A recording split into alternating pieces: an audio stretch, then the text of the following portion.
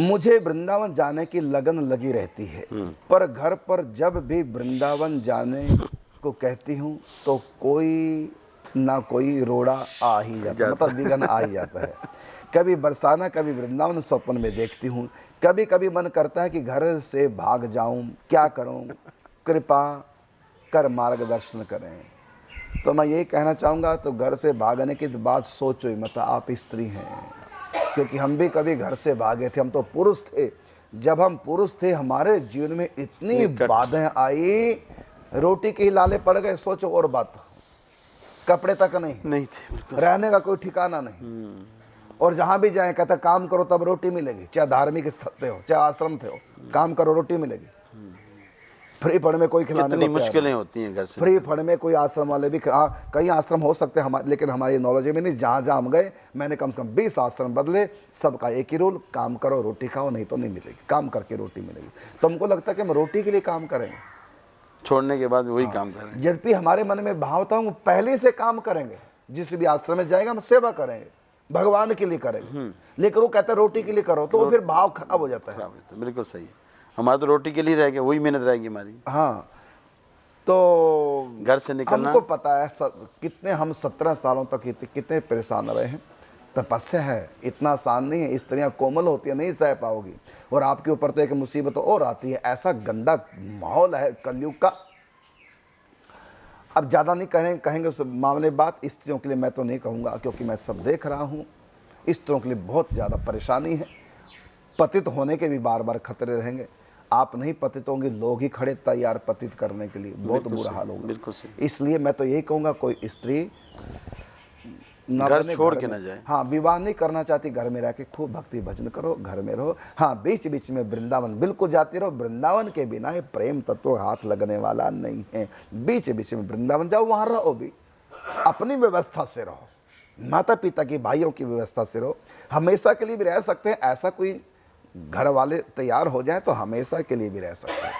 तो इसलिए मैं ये प्रयास कर रहा हूँ कि जो भी घर छोड़ के महिलाएं वृंदावन गई, तो उनको मेरी तरह से रोटी पानी के लिए, कपड़े के लिए, स्थान के लिए परेशानी का सामना न करना पड़े, और कोई भी गलत कदम ना उनसे उठ जाए। इसलिए मैं 108 कुटियों का निर्माण कर रहा हूँ महिला संतों के लिए। और आप घर से भागने की अभी कोशिश मत कीजिए, अभी 108 कुटियाँ बनने दीजिए। वो बना ही मैं इसलिए रहा हूँ, क्योंकि जब मीरा घर छोड़ देती है तो आपका भी छोड़ने का अधिकार तो है। आप भी घर छोड़ के अखंड वास वृंदावन में कर सकते हैं, मैं इसके लिए मना नहीं करता, लेकिन मैं इसके लिए आपको तैयार कर रहा हूँ। बहुत विघ्न है, मजबूत होके निकलिए घर से। कच्चे पांव, शेरनी बन के रहना है, एक तो मजबूत बन के निकलिए, और फिर जो भी कष्ट आए उनको सहन करने के लिए तैयार रहिए। ये नहीं कि आप परेशान हो जाएं, व्यग्र हो जाएं। पहले तो घर में रह के जो कठिनाइयाँ आ रही हैं उनको सहन करो। हाँ, घर की कठिनाइयाँ सहन हो जाती हैं, बाहर की कठिनाइयाँ सहन नहीं होगी। बड़ा कष्ट होता है, आपको नहीं पता। भजन में बाहर ज़्यादा विघ्न पड़ते हैं, घर में कम विघ्न पड़ते हैं, और मन स्वतंत्र हो जाता है। घर में तो फिर भी बंधन है, कुछ मर्यादा है, हम मर्यादों के भीतर रहते हैं।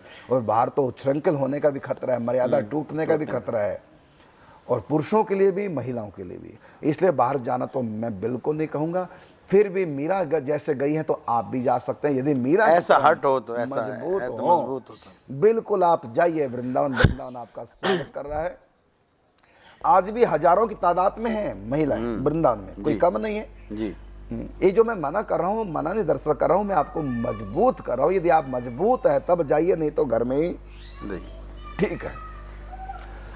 और आप बरसाना जाना चाहते हैं, इस चाहत को बढ़ाइए, रोइए, बरसाने के लिए रोइए, वृंदावन के लिए रोइए, गिरिराज की परिक्रमा के लिए रोइए, रोइए, खूब व्याकुल होइए, भगवान से लड़िए, झगड़िए, भगवान को ताने मारिए, भगवान पे नाराज होइए, भगवान से प्रार्थना कीजिए।